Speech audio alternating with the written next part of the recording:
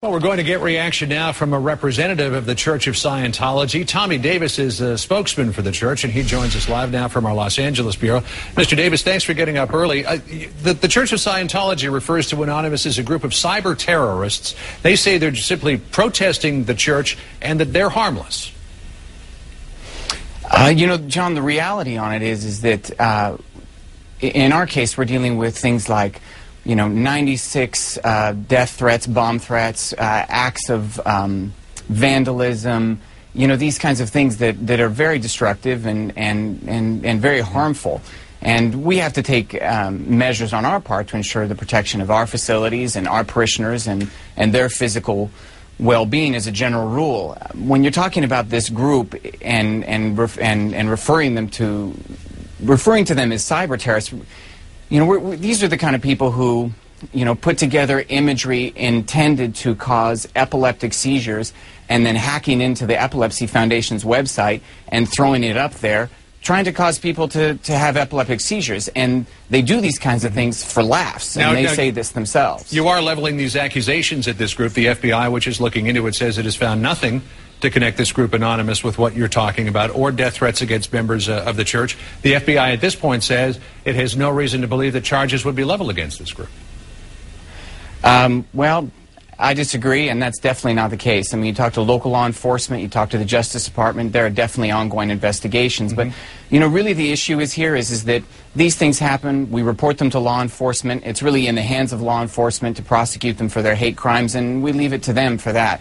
From our standpoint, we're carrying on. I mean, the worldwide interest in Scientology has never been higher. I mean, Scientology's grown more in the last 5 years than the last 5 decades combined. You have 7,700 churches, missions, and groups, and an enormous amount of interest in Scientology and what we do. So we're interested in putting true information out there. People can find out for themselves what it is, which is really what they ought to be doing. Is you can walk into a church, you can see what Scientology is, you can go online at Scientology.org and see for yourself and make your own decisions about what Scientology is about. And on any subject, people should really find out for themselves what it is, rather than listening to cyber gossip or hate mongering, which is really the kind of thing that's going on. On that point, help us to understand something about the church. And this is what this group Anonymous is protesting. They claim that the church separates family members. And there is this practice of disconnection, where if you're a member of the Church of Scientology, to the best of my understanding here on this issue, because I'm not a member and I don't fully understand it, but if you're a member of the Church of Scientology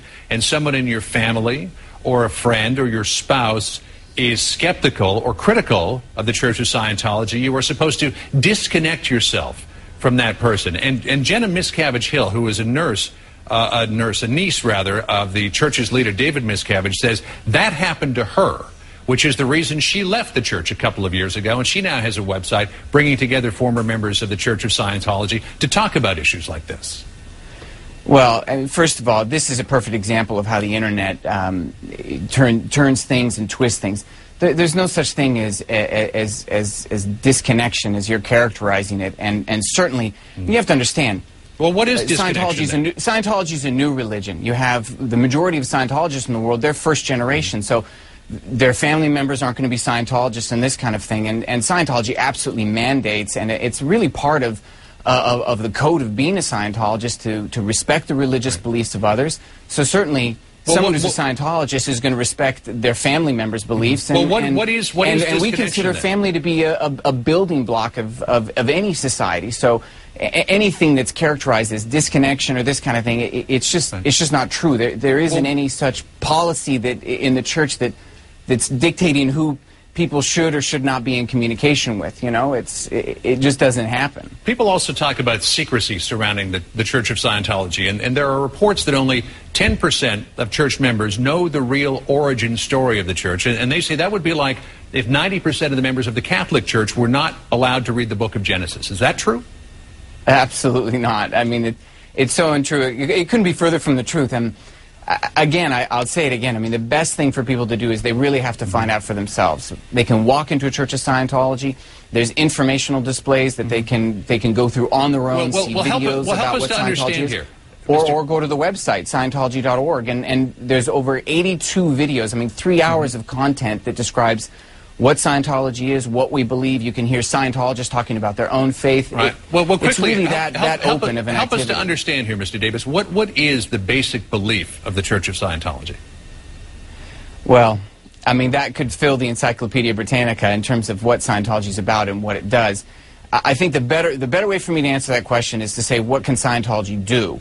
And it's something that you apply to your life, and it's tools for living and for improving relationships and these kinds of things, raising IQ. Because as you know, there are some people, and one of them is a correspondent for the Village Voice, who says the basic belief system or the basic tenet of the Church of Scientology is to rid the body of space alien parasites, to clear oneself.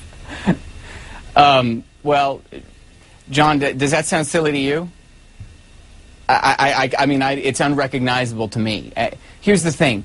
There's a lot of people out there talking about what they say Scientology is, and actually, no, I'll correct that. There's a small amount of people who are talking about what they think Scientology is. They spread it on the internet, and then other people read it, and they think, oh, that must be what it is. Which is why I say people really should just come into the church and see for themselves, find out what it is, and then they can make their own decisions. Read a book by L. Ron Hubbard.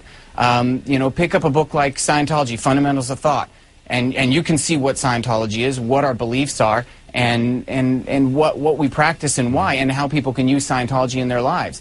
That's the whole point, is how you can apply it to improve your life. Whether you want to call yourself a Scientologist or not, that's a personal decision. But people should go online, go to Scientology.org, check out the videos, get a book, read it, think for yourself, make your own decisions, and then people can make judgments based on that. But the kind of things you're talking about, they're unrecognizable to me. Tommy Davis, spokesperson for the Church of Scientology this morning from Los Angeles. Thanks for taking the time to be with us today. Absolutely. Thank you, John. Appreciate it. Alina? No